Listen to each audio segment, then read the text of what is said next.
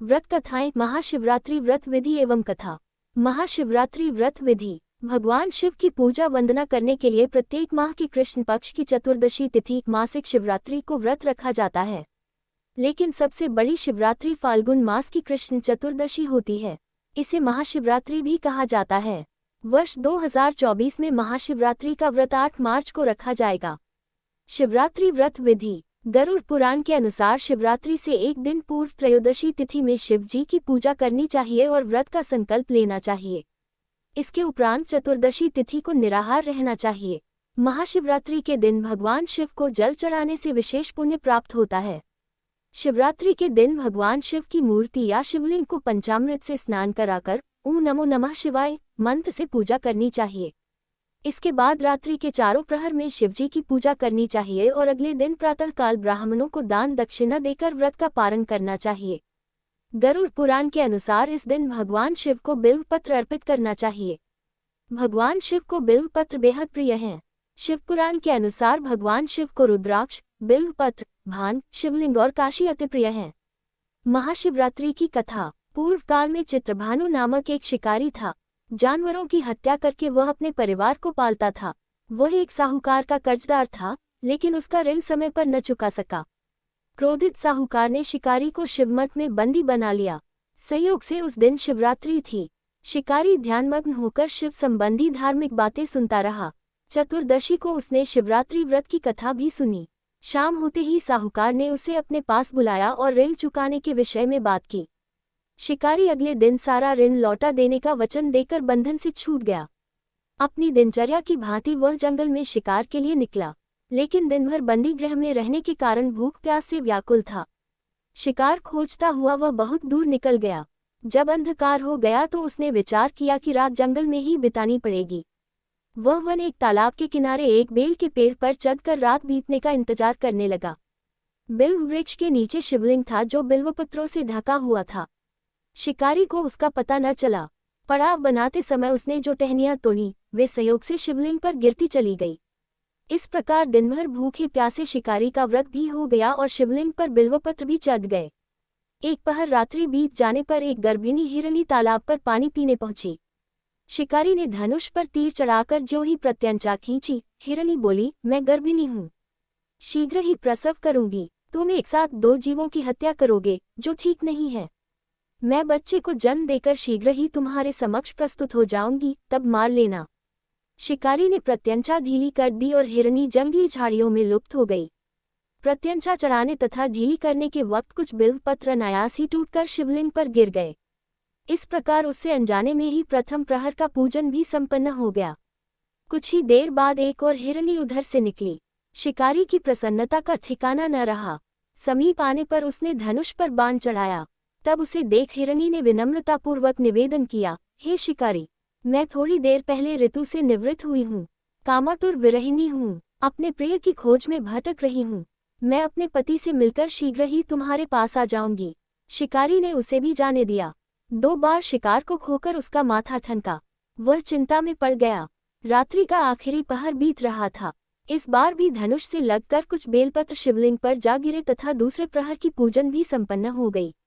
तभी एक अन्य हिरनी अपने बच्चों के साथ उधर से निकली। शिकारी के लिए ये स्वर्णिम अवसर था। उसने धनुष पर तीर चढ़ाने में देर नहीं लगाई। वह तीर छोड़ने ही वाला था कि हिरनी बोली, हे शिकारी, मैं इन बच्चों को इनके पिता के हवाले करके लौट आऊंगी। इस समय मुझे मत मारो। शिकारी हंसा और बोला, सामने आए शिकार को छोड़ दूं, मैं ऐसा मूर्ख नहीं। इससे पहले मैं 2 बार अपना शिकार खो चुका हूँ।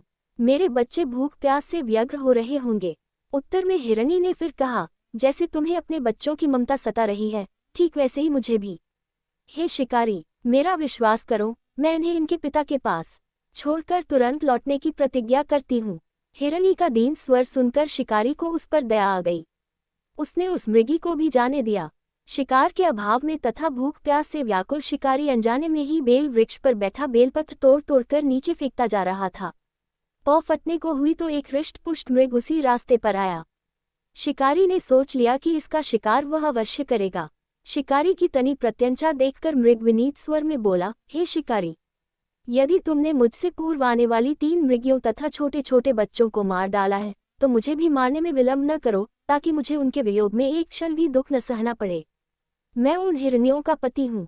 यदि तुमने उन्हें जीवनदान दिया है तो मुझे भी कुछ क्षण का जीवन देने की कृपा करो। मैं उनसे मिलकर तुम्हारे समक्ष उपस्थित हो जाऊंगा। मृग की बात सुनते ही शिकारी के सामने पूरी रात का घटना चक्र घूम गया। उसने सारी कथा मृग को सुना दी।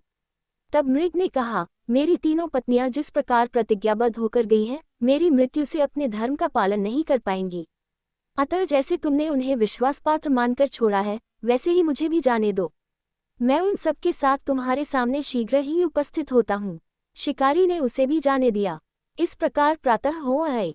उपवास, रात्रि जागरण तथा शिवलिंग पर बेलपत्र चढ़ने से अनजाने में ही पर शिवरात्रि की पूजा पूर्ण हो गई। पर अनजाने में ही की हुई पूजन का परिणाम उसे तत्काल मिला। शिकारी का हिंसक हृदय निर्मल हो गया। उसमें भगवत शक्ति का वास हो गया। थोड़ी ही देर बाद वह मृग सपरिवार शिकारी के समक्ष उपस्थित हो गया ताकि वह उनका शिकार कर सके, किंतु जंगली पशुओं की ऐसी सत्यता, सात्विकता एवं सामूहिक प्रेम भावना देखकर शिकारी को बड़ी ग्लानि हुई। उसने मृग परिवार को जीवनदान दे दिया। अनजाने में शिवरात्रि के व्रत का पालन करने पर भी शिकारी को मोक्ष की प्राप्ति हुई। जब मृत्यु काल में यमदूत उसके जीव को ले जाने आए तो शिवगुणों ने उन्हें वापस भेज दिया तथा शिकारी को शिवलोक ले गए। शिव जी की कृपा से ही अपने इस जन्म में राजा चित्रभानु अपने पिछले जन्म को याद रख पाए तथा महाशिवरात्रि के महत्व को जानकर उसका अगले जन्म में भी पालन कर पाए। शिवकथा का संदेश। शिकारी की कथानुसार महादेव तो अनजाने में किए गए व्रत का भी फल दे देते हैं, पर वास्तव में महादेव शिकारी की दया भाव से प्रसन्न हुए। अपने परिवार के कष्ट का ध्यान होते हुए भी शिकारी ने मृग परिवार को जाने दिया। ये करुणा ही वस्तुतः उस शिकारी को उन पंडित एवं पुजारियों से उत्कृष्ट बना देती है जो कि सिर्फ रात्रि जागरण, उपवास एवं दूध, दही एवं बेलपत्र आदि द्वारा शिव को प्रसन्न कर लेना चाहते हैं। इस कथा में सबसे महत्वपूर्ण बात यह है कि इस कथा में अनजाने में हुए पूजन पर विशेष बल दिया गया है। इसका अर्थ यह नहीं है कि शिव किसी भी प्रकार से किए गए पूजन को स्वीकार कर लेते हैं अथवा भोलेनाथ जाने या अनजाने में हुए पूजन में भेद नहीं कर सकते हैं।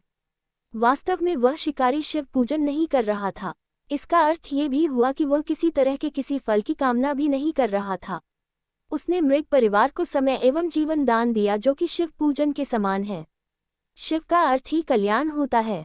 उन निरीह प्राणियों का कल्याण करने के कारण ही वह शिव तत्व को जान पाया तथा उसका शिव से साक्षात्कार हुआ।